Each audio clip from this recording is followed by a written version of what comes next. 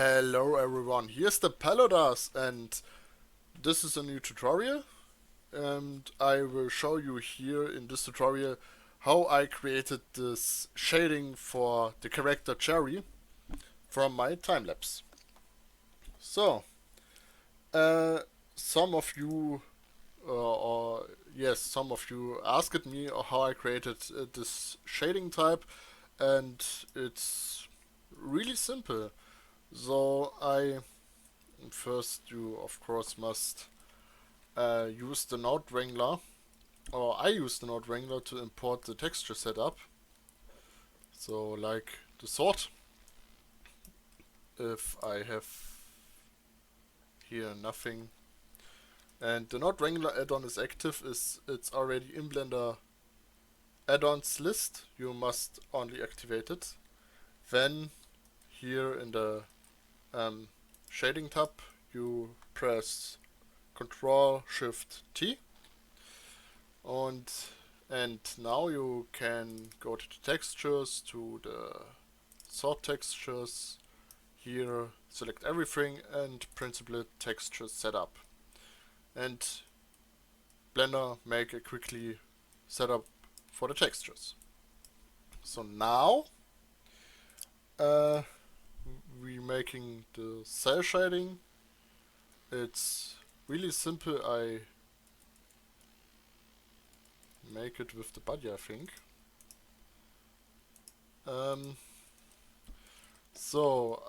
I create a mix RGB node. So and on the mix RGB node I can connect the base color and disconnect it here. We need it not under the principled. Change it to a multiply, and yeah, slider makes not really a difference. Now I make a color ramp, connecting it on color 1 or color 2. Well, we'll see it how it works. Then a shader to RGB, connecting the color to the vector and the principled to the shader to RGB node. So we can now make the shadow stronger.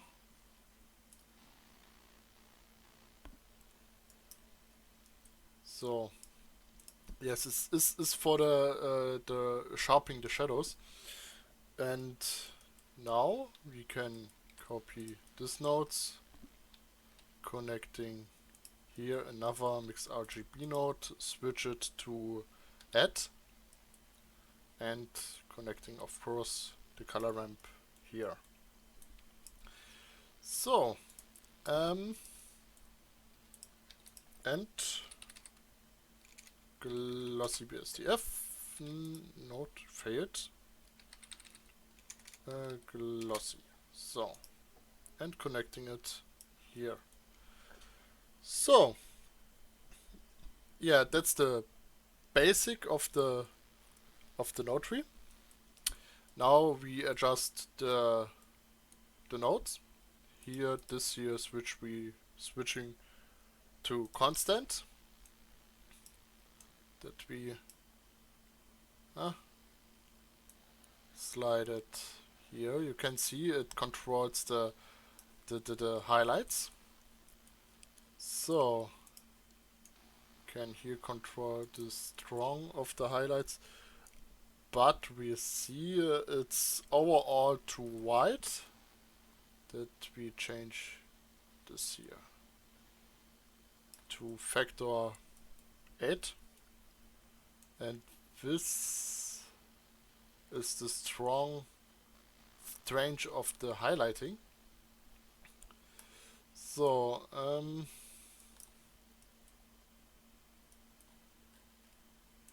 oh, that's maybe fix it. Yes, that is Yeah, okay. Okay, base color must on color 1. So, now we can here adjust the shadows. How smooth or how sharp they are. Here we control here the highlight. You can control it also here. So the color. And here of course the how it spreads. So I make it so dark gray. This to run, yes. Shadow maybe like this. And yeah, that's it. So I make this to a group. Control G, selecting the nodes, and Control G to make this quick group. And that's the cell shader I created. But it's not correctly like in the rendered video.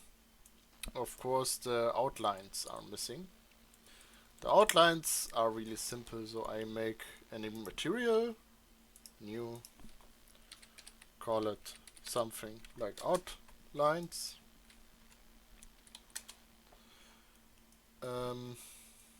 So roughness high, specular down, and just black. So then we going to the modifier and adding a Solidify modifier.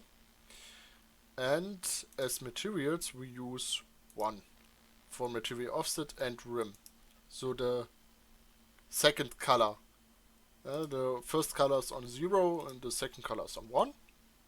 And I make it here thicker. And on normals you must check just flip. Ah, yeah, it's black now, but something more is to do. Backface culling on the outline material activate. Also it must be checked, and so it works the outline. So now we have the outline. Can control the thickness of the outline. Yeah, via the solidify slider, and yeah, it's then just making the applying the material and then adding the solidify on every single object I have here. Of course, and then it looks like this here. So, and yeah, that's it. It's quite easy, really simple. Hope you like it. It was helpful for you, and then you create a similar, easy cell shader like this. Yeah. Thanks for watching, and cheerio.